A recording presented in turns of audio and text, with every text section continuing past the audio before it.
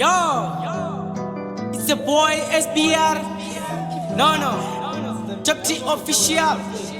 Mama Zwitshele. Shit.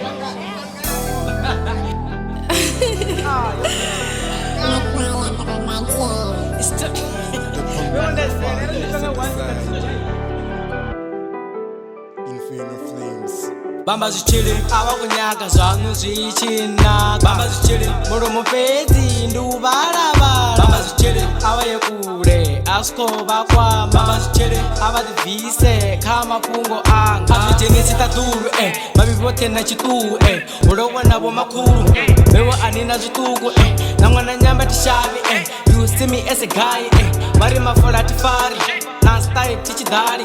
Bamba Zwitshele babona Zwitshele bazula Zwitshele baita Zwitshele basola Zwitshele bakuda Zwitshele murena barira murili bara unyamba visi awadi visabge bukadi. That's why they talk too much for this and that. They wanna know what I like. Bamba Zwitshele abakunyaka zanu zichina. Bamba Zwitshele muromo pezi ndubalabala. Bamba Zwitshele abaye kule asikoba kwa. Bamba Zwitshele abadivise kama pungo anga. Ziroro amba Zwitshele nibotanga ninekedzwa chelede habe zwino anifari na kese ende anichaṱoḓolidza bele abe tsho thoma nne na vhudele ndo ndi vhona na atsha na dende abe ndo thoma u swika ndi vhotanga muthu zwino ndo mogela anisumbedze uri ine no misa abe tonga ndi khou lika abe ndi ṱoḓa nne ndo dzi cleaner mara madzina anga dzulo lovhidza ndi vhotanga muthu ane khou bleeda abe ndo ṱoḓa nne ndo to chila ndo ḓa ndo ambara Jonathan Dean abe ndi vhotonga zwino khou killer abe I'm a man of peace. I'm a man of peace. Ninga computer you are loading. Kani niko nyaga coding. Dotovua in the morning. You are speaking so slowly.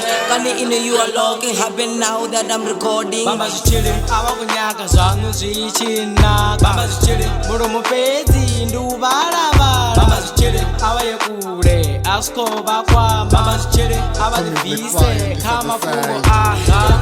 Kanga pchilo tantova dinozvifa boswa mulomo avanango shona mukombo nga makungo vazvifa badi shanda mapungo vadina badi vakola nungo ndotovawana ndotiva ningo Bamba Zwitshele abakunyaka zanu zichina. Bamba Zwitshele muromo pezi ndubalabala. Bamba Zwitshele abaye kule asikoba kwa. Bamba Zwitshele abadivise kama pungo anga. Bamba Zwitshele abakunyaka zanu zichina. Bamba Zwitshele muromo pezi ndubalabala. Bamba Zwitshele abaye kule asikoba kwa. Bamba Zwitshele abadivise kama pungo anga.